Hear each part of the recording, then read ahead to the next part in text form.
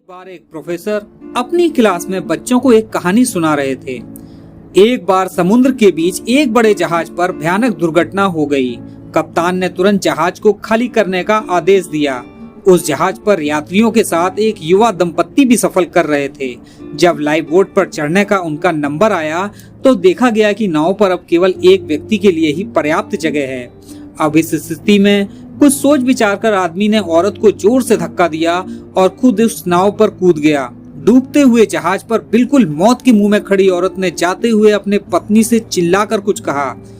अब प्रोफेसर ने रुककर स्टूडेंट से पूछा, तुम लोगों को क्या लगता है उस स्त्री ने अपने पति से क्या कहा होगा? ज्यादातर विद्यार्थी फौरन चिल्लाए।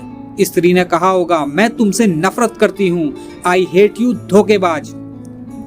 प्रोफेसर ने देखा एक स्टूडेंट एकदम शांत बैठा हुआ था। प्रोफेसर ने उससे पूछा कि तुम बताओ, तुम्हें क्या लगता है? वो लड़का बोला, मुझे लगता है औरत ने कहा होगा, हमारे बच्चे का बहुत ख्याल रखना। प्रोफेसर को आश्चर्य हुआ। उन्होंने लड़के से पूछा, क्या तुमने ये कहानी पहले सुन रखी थी? लड़का बोला, जी नहीं, लेकिन यही बात बीमारी से मरती हुई मेरी माँ ने मेरे पिता से कही थी। प्रोफेसर ने दुख पूर्वक कहा, तुम्हारा उत्तर सही है। प्रोफेसर ने कहानी आगे बढ़ाई।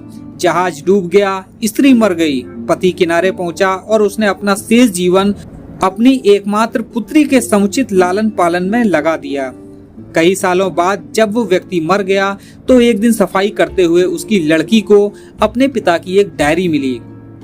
डायरी से उसे पता चला कि जिस समय उसके माता पिता उस जहाज पर सफर कर रहे थे, उस समय उसकी माँ एक जानलेवा बीमारी से ग्रस्त थी और उनके जीवन के कुछ ही दिन शेष थे।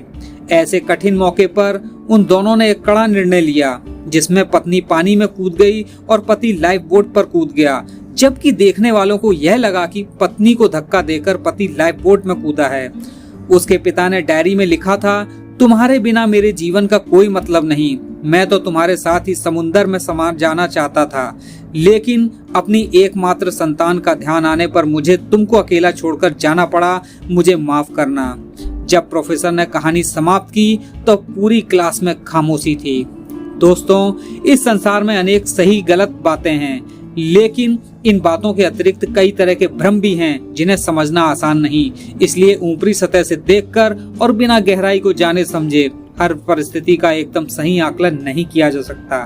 तो दोस्तों, ये स्टोरी आपको कैसी लगी? अगर अच्छी लगी तो कमेंट जरूर करिएगा। मिलते हैं फिर एक नई स्टोरी के साथ। धन्यवाद।